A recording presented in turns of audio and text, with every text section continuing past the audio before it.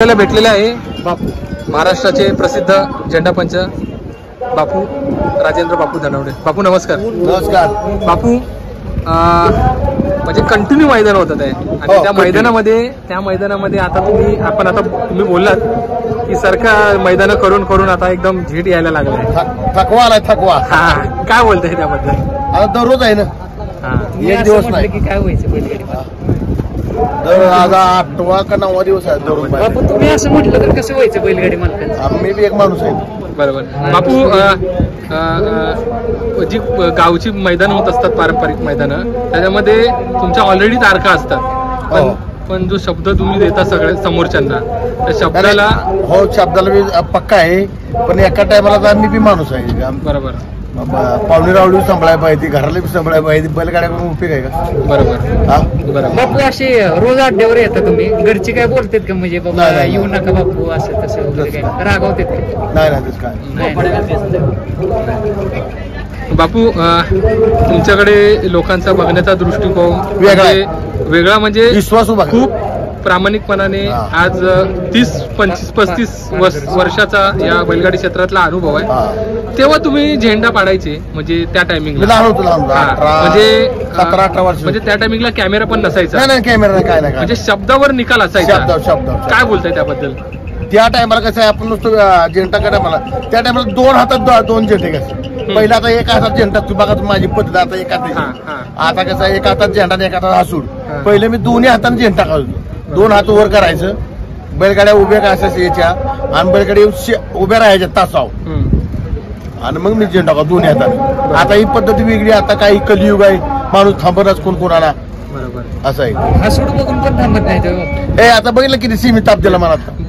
बापू मोठी जी मैदानं असतात जशी म्हणजे एकदम नामांकित मैदान आहेत, त्याच्यामध्ये तुमचं नाव पहिलं आवर्जून घेतो, पण त्याच्यामध्ये आज तुम्ही जेव्हा तुमचं काम करत असताना कुठला छोटा मोठा माणूस बघत नाही, मला नाही, फक्त निकाल रेषेच्या आतमध्ये सगळ्यांचा विषय असला पाहिजे.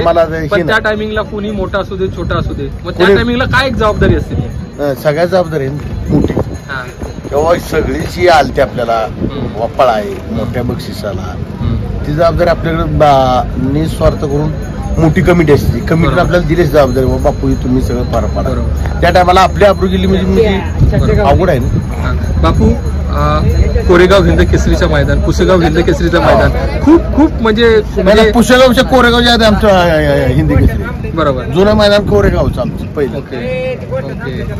आणि आता ते मैदान आहे जवळ येत आहे 12 तारखेला. यस.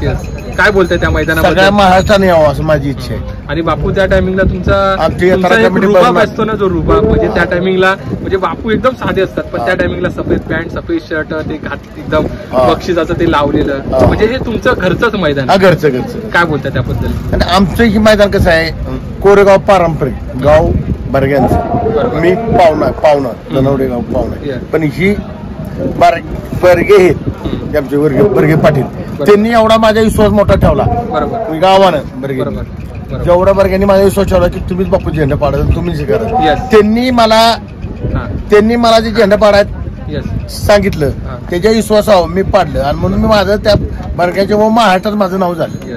बापू आता गाव त्यांचं मला बघा, त्यांचं गाव त्याच्यात कोण पाडा असेल, पण नाही म्हणजे तूच पाडा, तू विश्वास आहे, आमचा विश्वास आहे. मी तिन्ही भावकीतल्या बारक्यांनी आम्हाला विश्वास दिला आणि मला ही मोठं त्यांनीच केली. बापू आतापर्यंत पारंपरिकता जपत आलाय, झेंडे टाकत आले, पण या पारंपरिकतेला आता कुठेतरी टेक्नॉलॉजीची जोड आली, आणि ती टेक्नॉलॉजीची जोड म्हणजे पवन दादा अर्थात P3 लाईव्ह. काय बोलताय? कारण का पारंपरिकता आणि त्यामध्ये आधुनिकता, काय बोलताय त्याबद्दल? त्यांचं लाईव्ह आलं म्हणतात आता हे कलियुगला भेटलं ना, तर ते काय अवघड आहे. लाईव्ह नसतं तर आता हा ना मारा मैदान बंद झाले, बरोबर, निकाल कसं तुम्ही देणार? हे माझा ही झालं म्हणजे बंद, म्हणजे ती मानसिकता वेगळी होती लोकांची, आताची वेगळी. बरोबर. आता पहिली मानसिकता लेहंगा टोपी आणि शर्ट तोचरवली, आता ना आता टी शर्ट देतोय आणि अंगावची येतोय, त्याचा काय फायदा आहे? बरोबर. पवन दादा बोला तुम्ही काहीतरी, कारण का म्हणजे टेक्नॉलॉजी वाढली तर हेवे दावे प्रतिवाद होतातच. आता टेक्नॉलॉजी आपण 3 कॅमेरे लावून सुद्धा जरी प्रॉब्लेम निकालाला मान्य करत नाहीत लोक, निकाल दिसला तरी मान्य करत नाहीत आणि बापूंच्या सारखी माणसं झेंड्याला असेल तर यात खायला तर वादविवाद होत नाही. बरोबर. बापूची तर झेंड्याला असते मी विचारतो की बापू असतील तर मी 100% तिकडे मी स्वतः जातो. 100%. आता आपण एक प्रसंग बघितला, गाडी फॉल होते. ओके, म्हणजे बघा आता ही तुम्ही जी टेक्निशियन मंडळी तुम्ही कामं करतात, पण निर्णय देणं पंच कमिटीचं काम आहे, आपलं दाखवणं काम आहे. बापू तुम्ही ह्याच्यावरती काय बोलताय या सगळ्या गोष्टींवर? नाही, पंच कमिटीचा निर्णय देत नाही. ह्यांचं काम आहे कसं लाईव्ह दाखवणे बरोबर आणि कमिटीने निर्णय देणे.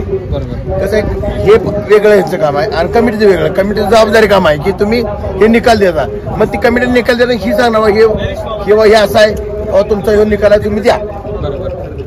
ती बघून देते ती मांडलं पाहिजे आणि आम्ही दिसतंय ते मांडतोय की निदर्शनं सगळ्या लोकांना दिसतंय मान्य करायला पाहिजे, बैल मालकांनी पण मान्य करायला पाहिजे. बरोबर. माझा शेवटचा प्रश्न बापू, आत्ताच्या सध्याचा आपण बैलगाड्याचा ट्रेंड बघतोय, म्हणजे जे आता खूप बदलत चाललंय आणि आता लहान लहान मुलं पण येतात, म्हणजे तो म्हणजे नाद एकच बैलगाडा शर्यत आपण म्हणतो, हा जो नाद आहे म्हणजे तुम्ही लोकांनी खूप जवळून बघितलाय, पण तेव्हाचा नाद आणि आत्ताच्या नादामध्ये काय फरक आहे? लय फरक आहे, जमीन आसमानचा फरक आहे.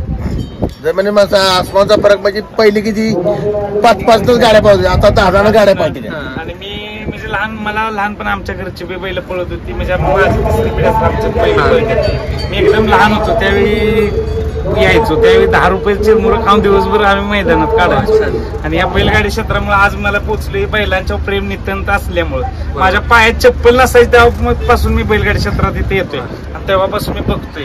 त्यावेळी गाड्या 100 गाड्या असलेलं सगळ्यात मोठं मैदान व्हायचं, 425 गाड्या नोंद झाले की सगळ्यात मोठं. त्या टायमिंगला आहे ना दादा, पवन दादा, तुम्ही बापूंकडे कसे बघायच्यात? म्हणजे बापू त्या टायमिंगला एकदम त्या टायमिंगला पहिलं त्यांच्या गावापुरतं झेंडा टाकायचे, म्हणजे कोरेगावचा झेंडा पंच म्हटलं की बापूंचा विषय. विश्वासून कोरेगाव द्यायची. बरोबर. कोरेगाव झेंडा पंच बघा तुम्ही, चला काय स्ट्रीट आहे, काय करतो ती झेंडावाला, ती बघायची.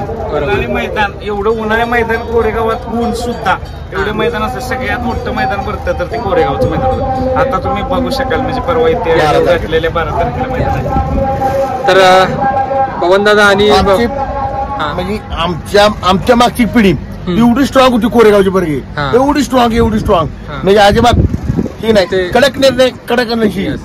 त्यांच्यामुळं ती पारंपरिक आमचं कोरेगावचा महाराष्ट्रानं हिंदुस्थान नाव लोकी झालं, त्याच्यामुळे माझं झालं असं झालं. म्हणजे खरी बैलगाडीची उगमच तिथून झाला. कोरेगाव मैदानापासून. बापू तुमच्यावरती अखंड महाराष्ट्र प्रेम करतो, अखंड महाराष्ट्र. पण एक आहे, आजपर्यंत तुम्ही दिलेला या झेंड्याच्या मार्फत जो विश्वास आहे आणि आपल्या बैलगाडी शर्यत क्षेत्रामध्ये त्या महादेवाच्या नंदीची एकदम अत्यंत श्रद्धेने आणि प्राणपूर्वक त्याची तुम्ही जपणूक केली आहे, त्याच्याबद्दल समस्त महाराष्ट्राकडून मी तुमचं मनापासून अभिनंदन करतो आणि धन्यवाद देतो. कारण का अशी व्यक्ती पुन्हा होणे नाही मित्रांनो.